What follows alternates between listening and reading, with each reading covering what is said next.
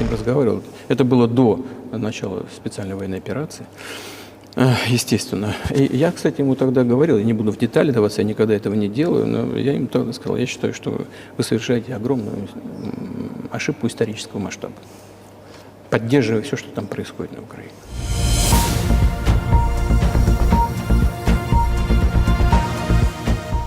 Putin के परमाणु plan से सहमा सुपर पावर। पुतिन ने जिस वक्त यूक्रेन पर अटैक किया था तो उन्हें इस बात का तो अंदाजा था कि अमेरिका यहाँ अड़ंगा लगाएगा, लेकिन हथियारों के लिए अपना खजाना ही खोल देगा, इसका अंदाजा नहीं था। अमेरिका ने अब तक यूक्रेन को 111 अरब डॉलर का फंड दिया है, लेकिन अब अमेरिका भी यूक्रेन को और फंड देने की हालत में नहीं। दरअसल यूक्रेन को हथियार और पैसा देने पर रिपब्लिकन और डेमोक्रेटिक पार्टी में सहमति नहीं बन पा रही है। ऐसे में यूक्रेन का रूस से लड़ना मुश्किल हो जाएगा। वहीं अगर अमेरिका सच में पीछे हट गया तो नाटो देशों के साथ अमेरिका की एकजुटता भी खत्म हो सकती है। जहां यूक्रेन को अमेरिका से बड़ा झटका लगा है, वहीं पुतिन अब बेहद खुश है, क्योंकि पुतिन ने हथियारों की कमी को पूरा कर लिया है। पुतिन ने नॉर्थ कोरिया और ईरान से बड़े पैमाने पर हथियार और ड्रोन हासिल किए हैं और अब वो जबरदस्त पलटवार कर रहा है। यूक्रेन जंग का एक अहम पहलू ये भी है कि जो लंबे समय तक लड़ेगा वही जीत हासिल करेगा। पुतिन अकेले दम पर यूक्रेन और उसके सहयोगी अमेरिका समेत पश्चिमी देशों के साथ डटे रहे, लेकिन रूस 2024 में यूक्रेन पर भारी पड़ सकता है।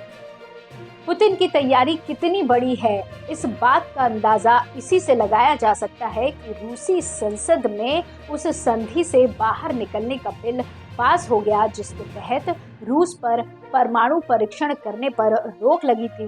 बिल पास होने के बाद रूस अब परमाणु टेस्ट करने के लिए आजाद है। रूसी संसद के ऊपरी सदन में comprehensive nuclear test ban treaty यानी CTBT बिल को पेश किया गया था। यहाँ ये बिल निचले सदन की तरह ही निर्विरोध पास हो गया। राष्ट्रपति पुतिन के दस्तखत के बाद ये कानून बन गया। इसके साथ रूस आधिकारिक तौर पर परमाणु परीक्षण से रोकने वाली संधि से बाहर आ गया। परमाणु संधि से बाहर आने के बाद रूस में कई लोगों ने पुतिन की आलोचना की, लेकिन पुतिन ने ऐसे लोगों का भी इलाज खोज लिया। अब रूसी सेना की आलोचना भारी पड़ेगी। दरअसल रूसी सांसदों ने एक विधेयक को मंजूरी दे दी है, जिसके तहत रूसी फौज की आलोचना करने पर दोषी व्यक्ति के धन संपत्ति और कीमती सामान को जब्त कर लिया जाएगा। बीते 3 सालों से पुतिन ने यूक्रेन जंग में काफी उतार चढ़ाव देखे, लेकिन रूसी फौज अपनी छवि और ताकत के मुताबिक यूक्रेन फतह नहीं कर सकी। इसके पीछे अमेरिका और पश्चिम देश हैं।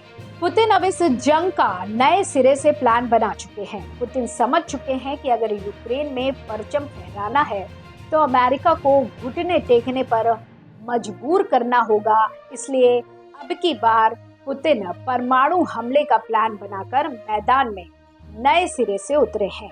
अगर अब अमेरिका फिर अड़ंगा लगाएगा तो पुतिन एटमी हमला करने से गुरेज नहीं करेंगे। यूक्रेन में पिछले 3 महीनों से पड़ रही भयंकर सर्दी के चलते जंगी मैदान थोड़ा शांत पड़ा था, लेकिन ठीक 3 महीने बाद एक बार फिर पुतिन आर्मी ने यूक्रेन में मौत का खेल शुरू कर दिया। रूसी हमले में यूक्रेन के कई शहरों को टारगेट किया गया है, जिसकी तस्वीरें वाकई दिल दहला देने वाली है। और अब परमाणु हमले की आहट जंगी आग में घी डालने का काम कर रही है। इस तरह की और खबरों के लिए जुड़े रहिए एयर न्यूज के साथ। धन्यवाद।